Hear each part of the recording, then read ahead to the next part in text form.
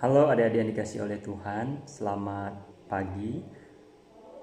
Hari ini Lose ingin memberitakan firman Tuhan berkaitan dengan Jumat Agung yang baru saja kita peringati kemarin. Namun sekali lagi Lose ingin mengajak kita semua adik-adik untuk bersama-sama mendengarkan kebenaran firman Tuhan berkaitan dengan Jumat Agung. Tema kita pada hari ini yang akan Lose sampaikan berjudul Mengapa Salib?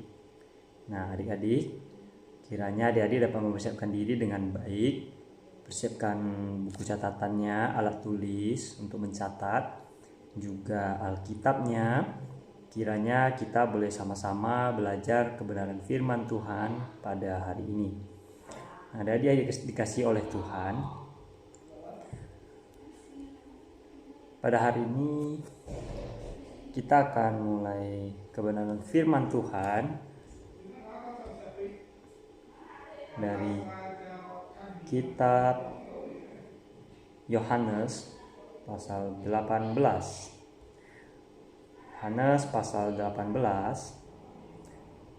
ayat 31 dan 32.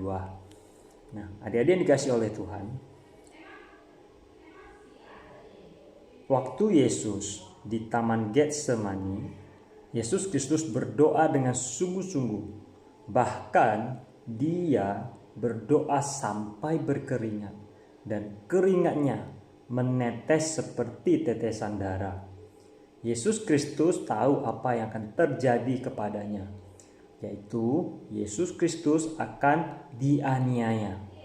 Nah, adik-adik, apa itu dianiaya? Dianiaya adalah suatu perbuatan yang begitu kasar yang diperlakukan kepada seseorang. Nah, aniaya itu sendiri juga bisa kita contohkan, misalnya orang yang ditampar mukanya, diludahi, diperlakukan dengan kurang ajar. Nah, itu namanya aniaya. Adik-adik dikasih oleh Tuhan. Itulah yang Tuhan Yesus tahu, bahwa dia akan dianiaya, dia akan menderita, dan Tuhan Yesus harus mati di atas kayu salib. Sehingga waktu di Taman Getsemani, Tuhan Yesus berdoa 3 kali dengan doanya yang sama. Dan dia berdoa agar kiranya dia boleh melalui semua pencobaan ini, namun sesuai dengan kehendak Allah. Nah, ada ini dikasih oleh Tuhan. Apakah kita tahu kapan sih kita akan menderita? Adik-adik pernah tidak berpikiran bahwa ya, hari ini jam 10 malam saya akan menderita? Nah, adik-adik, jikalau kita tahu jam 10 malam akan menderita, apa yang akan kita lakukan? Misalnya, adik-adik tahu kan kalau dicubit itu sakit, digigit dengan sekuat tenaga pasti sakit rasanya. Nah, sakit itu kan tidak enak ya adik-adik. Bagaimana kalau kita tahu bahwa nanti jam 10 malam saya akan diculik, saya akan ditangkap, dan saya tidak akan pernah kembali lagi. Nah, adik-adik yang dikasih oleh Tuhan pasti takut, bukan? Pasti akan melarikan diri.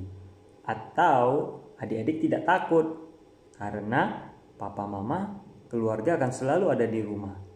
Sebab selama virus COVID-19 ini, papa mama lebih banyak di rumah, bukan? Nah, atau bagaimana kalau kira-kira adik-adik tahu bahwa dalam hari ini jam 5 sore misalnya, adik-adik akan melangkah keluar rumah dan akan jatuh ke got misalnya. Adik-adik tentu akan berusaha untuk menghindarkan hal-hal yang tidak baik itu terjadi, bukan? Nah, adik-adik, Tuhan Yesus tahu dia akan mati di atas kayu salib. Dia akan dianiaya. Tapi Tuhan Yesus tetap menjalaninya, tetap setia. Nah, adik-adik yang dikasih oleh Tuhan, kalau misalnya Tuhan Yesus tidak melakukan itu semua, berarti dia tidak taat. Dan adik-adik, kita kalau bisa pasti tidak ingin merasakan sakit, atau ada yang sengaja mau merasakan sakit sehingga minta dicubit, minta dianiaya? Tidak ya. Nah, adik-adik, Tuhan Yesus tahu dia akan menderita. Tuhan Yesus tahu siapa yang akan menganiaya dia, kapan dan di mana dia akan mati. Tuhan Yesus tahu semua itu akan terjadi, tapi Tuhan Yesus tidak melarikan diri. Dia pilih untuk taat. Tuhan Yesus pada akhirnya menyerahkan dirinya, dia ditangkap, dia diikat dengan kuat, dan dia dibawa ke pengadilan. Pengadilan ini berisi orang-orang pintar, orang-orang ahli Taurat, orang-orang Yahudi. Nah, adik-adik, orang-orang Yahudi sekarang sedang menghakimi Tuhan Yesus. Nah, mari kita baca di Alkitab Yohanes pasal 18 ayat 31 dan 32. Mari kita baca bersama-sama. Kata Pilatus kepada mereka, "Ambillah dia dan hakimilah dia menurut hukum Tauratmu." Kata orang-orang Yahudi itu, "Kami tidak diperbolehkan membunuh seseorang." Dan ayat 32, "Demikian hendaknya supaya genaplah firman Yesus yang dikatakannya untuk menyatakan bagaimana caranya ia akan mati." Nah, adik-adik, di ayat 31 Pilatus berkata kepada mereka itu adalah orang-orang Yahudi, "Ambillah dia dan hakimilah dia menurut hukum Tauratmu." Tapi orang-orang itu berkata, "Kami tidak diperbolehkan membunuh seseorang." Adik-adik, ada yang aneh tidak dengan kalimat ini? Mereka tidak diperbolehkan membunuh seseorang.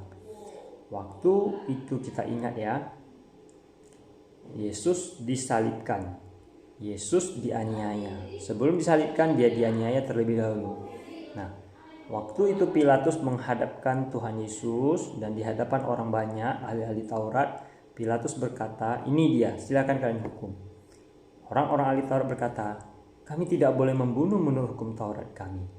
Jadi ingat tidak, hukum yang keberapa sih itu yang mengatakan mereka tidak boleh membunuh? Ya, hukum yang ke-6 ada di kitab Keluaran pasal 20 ayat 13. Nah, di situ tertulis bahwa jangan membunuh. Ini adalah firman Tuhan. Semua ahli Taurat, orang-orang Farisi tahu hukum ini. Dan mereka berkata kepada Pilatus, di hukum Taurat mereka tidak boleh membunuh. Nah, semua orang ahli Taurat adalah orang-orang pintar, adik-adik. Mereka orang yang belajar kitab suci, mereka adalah orang beragama, mereka mengerti hukum Taurat, dan juga mereka yang menghakimi Tuhan Yesus sudah pasti pintar. Dan waktu itu, pada malam itu, Tuhan Yesus dihakimi oleh mereka. Tuhan Yesus dianiaya, ditampar, diludahi, bahkan kepalanya ditutup dan dipukul, disuruh menebak siapa yang memukul dia. Tuhan Yesus begitu menderita. Setelah mereka tidak mendapatkan kesalahan satupun, mereka membawa Tuhan Yesus ke hadapan Pilatus. Nah, Pilatus saat itu adalah seorang gubernur. Seorang gubernur yang memimpin sebuah kota dan juga berhak untuk menghukum seseorang. Nah, adik-adik yang dikasihi oleh Tuhan, orang Yahudi berusaha menjalankan hukum Taurat jangan membunuh. Tapi mereka juga sendirinya bukan yang akan berteriak salibkan dia, salibkan dia. Agak aneh ya adik-adik ya. Tadi mereka bilang menurut hukum Taurat mereka tidak boleh membunuh. Contohnya begini adik-adik. Ada seseorang yang sedang mengendarai mobil bersama teman-temannya. Orang ini lagi melaju kencang. Tentu kalau di mobil dia yang mengemudi, teman akan duduk di sampingnya. Ya. Nah, waktu dia mengemudi begitu kencang sampai di persimpangan, lampunya masih hijau. Waktu sudah mau dekat simpangnya, sudah mau sampai melewati lampu, mulailah lampu hijau itu berubah menjadi lampu kuning dan merah. Karena dia melaju begitu kencang, dia berusaha untuk lambatkan laju kendaraannya untuk berhenti. Tapi teman di sebelah berkata, jangan berhenti, tanggung itu, tancap gas saja biar kita lewati. Kan merah sebentar tidak apa-apa. Lalu temannya bilang, jangan, nanti tangkap polisi. Gak apa-apa, percaya deh. Lalu akhirnya teman ini langsung pijak gas. Begitu dia sudah pijak mendekati lampu hijau, lampunya sudah jadi merah, dan dia terus menerobos lampu merah itu. Sampai akhirnya polisi mengejar dari belakang. Lalu polisi mendahului mobil dia supaya mobilnya pinggir. Setelah di pinggir, polisi turun. Lalu polisinya mengetok jendela si pengemudi tadi. Maaf Pak, Bapak tahu kesalahan Bapak, kata Pak polisi. Sopir ini yang mengendarai mobil ini, temannya bilang, yang mengendarai mobil langsung berkata, iya Pak, maaf, saya tahu saya salah, tadi saya melanggar lampu merah. Baik Pak, oleh karena itu Bapak harus ditilang, dihukum. Lalu yang pengemudi, tapi Pak, teman saya yang suruh Pak, teman saya suruh saya untuk melewati lampu merah karena tanggung. Lalu tadi saya sudah mau berhenti, akhirnya sebelum saya rem, saya pijak gas lagi, makin kencang biar terobos. Tapi kata Pak polisi, tetap Bapak yang melanggar karena Bapak yang mengemudi mobil. Nah adik-adik, waktu temannya bilang, teman yang di samping yang menyuruh dia, siapa yang salah, siapa yang ditangkap polisi, tetap yang membawa mobil. Tapi siapa yang suruh melanggar lampu merah? Teman yang di samping pengemudi.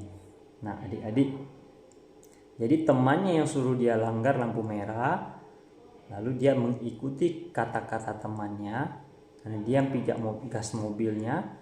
Lalu yang ditangkap polisi apakah temannya atau yang membawa mobil? Tentu yang membawa mobil yang kena hukuman, ya kan? Nah begitu juga dengan orang pintar, orang-orang Farisi, ahli-ahli Taurat. Mereka berkata kepada Pilatus, hukum tidak boleh mengizinkan kami membunuh seseorang.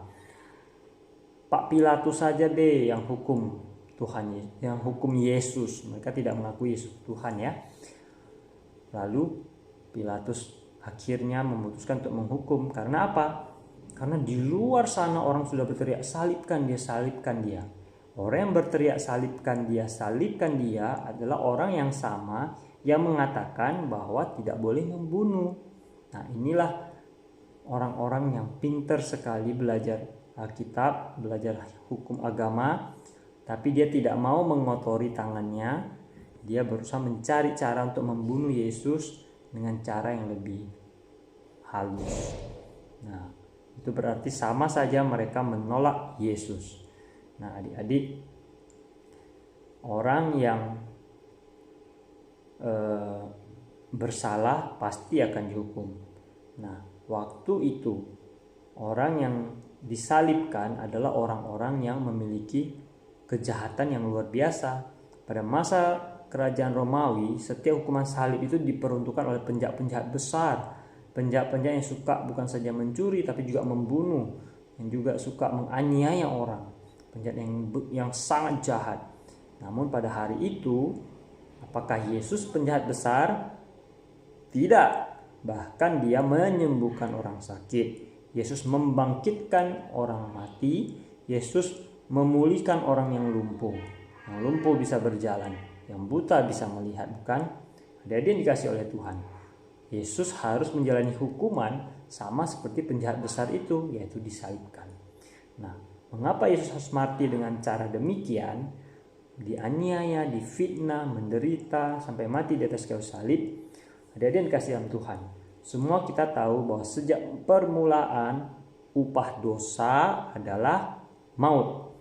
Kita semua pernah berbuat dosa, dan juga tidak ada manusia di dunia ini yang tidak berdosa. Adik-adik semua tahu itu. Namun Tuhan Yesus satu-satunya yang tidak berdosa. Bukan saja tidak berbuat dosa, melainkan juga Tuhan Yesus datang ke dalam dunia bukan karena keinginan manusia. Nah, tapi karena kehendak Allah sendiri.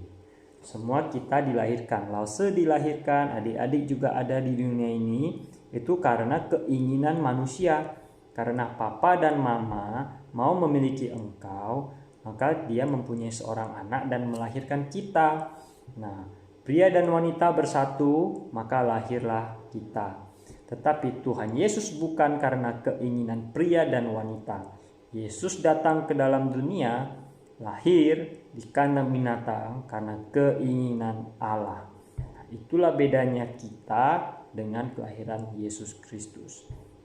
Kita dilahirkan karena keinginan pria dan wanita. Yesus Kristus datang karena keinginan Allah.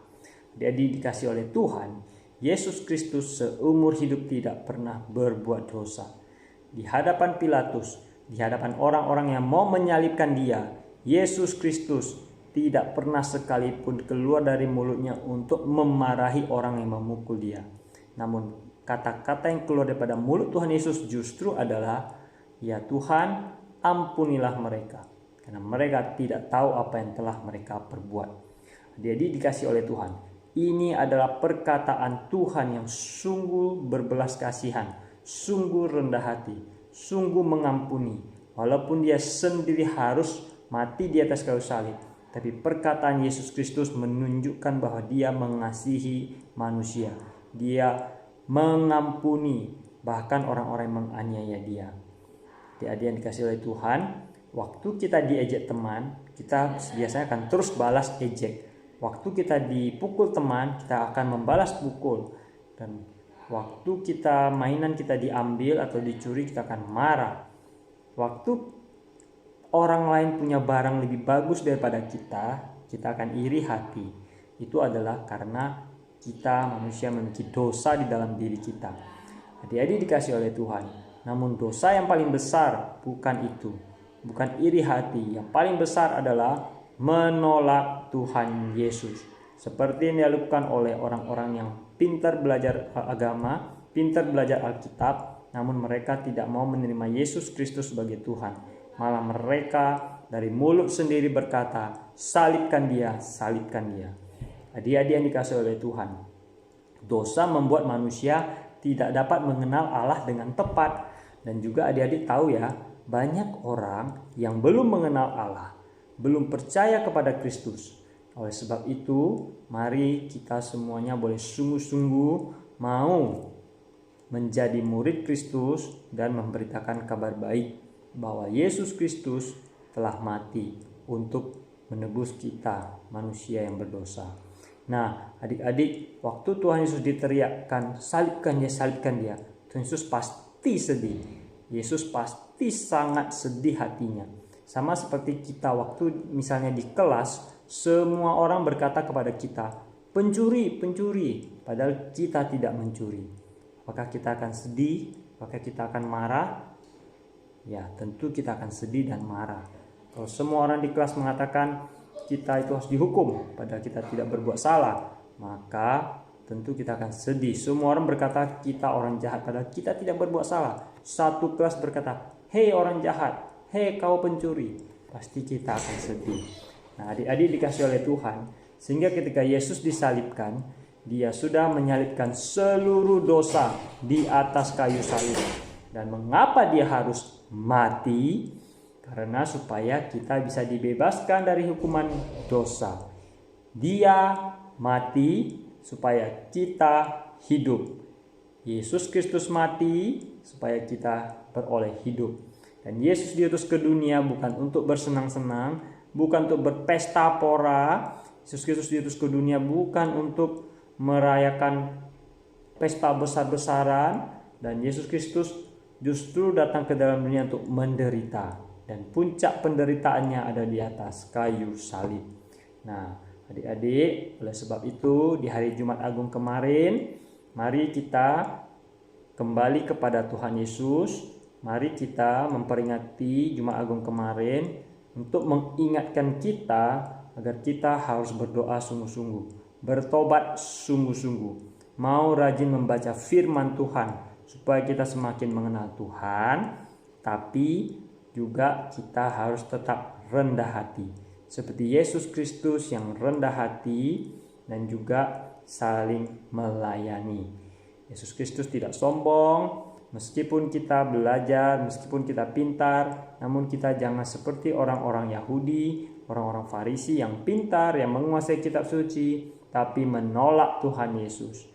Adik-adik ingat ya, meskipun kita pintar, harus tetap rendah hati. Kita harus membuka pikiran kita untuk menerima kebenaran firman Tuhan.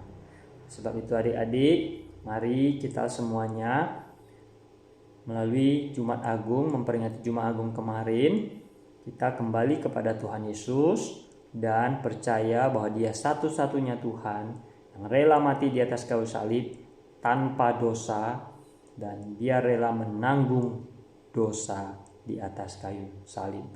Dia disalibkan oleh karena dosa-dosa kita dan menyucikan kita. Mari langsung saja kita semua untuk berdoa. Mari kita berdoa bersama-sama. Bapa di dalam surga, kami bersyukur dan berterima kasih. Kiranya kami boleh memperingati Jumat Agung kemarin, itu semua hanya karena anugerah Tuhan. Kami boleh sungguh-sungguh mengikut Engkau ya Tuhan Yesus dan bertobat dengan sungguh-sungguh. Kiranya kasih Tuhan Yesus di atas kayu salib mengingatkan kami betapa beratnya dosa yang ditanggung oleh Kristus di atas kayu salib. Dan kami mau sungguh-sungguh bertobat dan kami mau sungguh-sungguh percaya kepada Engkau Tuhan Yesus. Tolonglah kami yang lemah ini, kiranya setiap kami boleh menjadi saksi Kristus dan memberitakan kabar baik. Dalam nama Tuhan Yesus Kristus kami telah berdoa dan bersyukur. Amin.